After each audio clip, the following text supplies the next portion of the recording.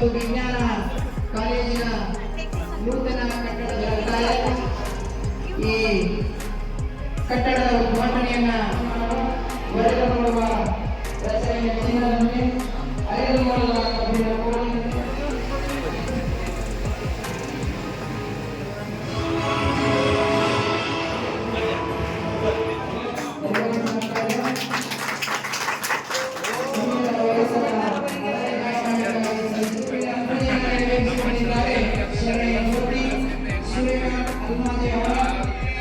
ಓಂ ಶ್ರೀ ಗುರು ಬಸವಲಿಂಗ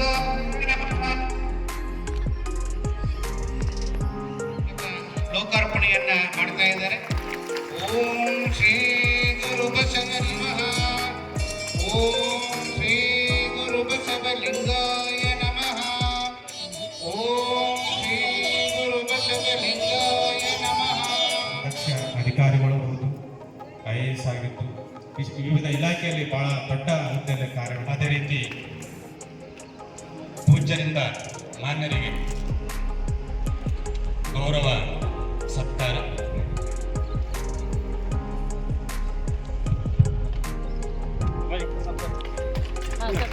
ಅದೇ ರೀತಿ ನಮ್ಮ ಮತ್ತೆ ಮಾನ್ಯ ಅಪರ ಆಯುಕ್ತರು ಶಾಲಾ ಶಿಕ್ಷಣ ಒಂದು ವಿಶೇಷತೆ ಅವರಲ್ಲೇ ನಾನು ನೋಡಿದ್ದು.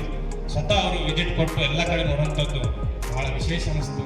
ಮಾನ್ಯರಿಗೂ ಸಹಿತ ಸಂಸ್ಥೆ ಪರವಾಗಿ, ಎಲ್ಲ ಗುರುವೃಂದದ ಪರವಾಗಿ, ಪೋಷಕರ ಪರವಾಗಿ ನಾನು ವಿದ್ಯಾರ್ಥಿಗೆ ಹಾರ್ದಿಕವಾಗಿ ಸ್ವಾಗತ ಕೋರ್ತಾ. ವಿಶೇಷವಾಗಿ ನಮ್ಮೆಲ್ಲ ಈಗ ಪರಮ ಪೂಜ್ಯರಿಂದ ಅವರಿಗೆ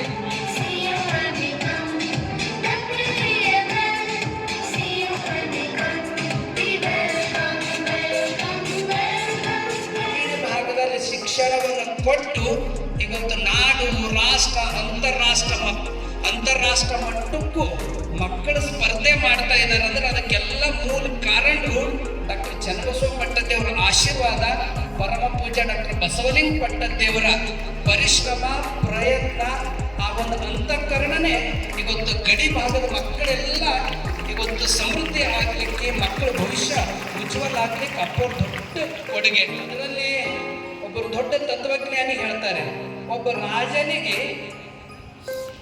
ರಾಜನಿಗೆ ರಾಜ್ಯದಾಗ ಅಷ್ಟೇ ಗೌರವ ಸಿಗ್ತದೆ, ಒಬ್ಬ ರಾಜನಿಗೆ ರಾಜ್ಯದಾಗ ಅಷ್ಟೇ ಗೌರವ ಸಿಗುತ್ತದೆ, ಆದರೆ ಜ್ಞಾನಿಗೆ ಜಗತ್ತೇ ತೆಲೆಬಾಗ್ತದೆ.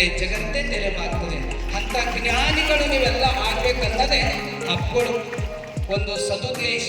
ನಮ್ಮ ಸಂಸ್ಥೆ ಇತಿಹಾಸದಲ್ಲೇ ಈ ರೀತಿ ಕಟ್ಟಡ ಮಾಡಿ ಸನ್ಯಾಸಿಗಳಿಗೆ ಬಿಟ್ಟು ಇನ್ನೊಬ್ಬರು ಉದ್ಘಾಟನೆ ಯಾರಾದರೂ ಮಾಡ್ಯಾರಂದ್ರೆ ನಮ್ಮ ಸರ್ಕಾರದ ಪ್ರಧಾನ ಕಾರ್ಯದರ್ಶಿಗಳಾಗಿರ್ತಕ್ಕಂಥ ರಿತೀಶ್ ಕುಮಾರ್ ಸಿಂಗ್ ಅವರೇ ಮಾಡಿದ್ದಾರೆ.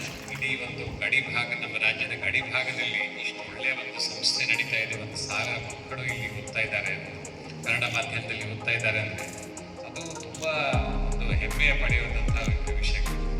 ನಾವಿಲ್ಲಿ ಬಂದಿದ್ದು ಕಾರಣ ಏನಂದರೆ, ಈಗ ಇಡೀ ಇದು ಒಂದು ಪಾಲಿಕೆ, ಮತ್ತು ಪಾಲಿಕೆದಿಂದನೂ ಈಗ ತಾಲೂಕು ಹೆಡ್ ಕ್ವಾರ್ಟರ್ದಿಂದನೂ ಒಂದು 20-30 ಕಿಲೋಮೀಟರ್ ದೂರದಲ್ಲಿ ಎಷ್ಟು ಒಳ್ಳೆಯ ಒಂದು ಸಂಸ್ಥೆ ಯಾರಾದರೂ ನಡೆಸಬಹುದು ಅಂತ ನೋಡಕ್ಕೆ ನಾನು ಇಲ್ಲಿ ಬಂದಿರೋದು.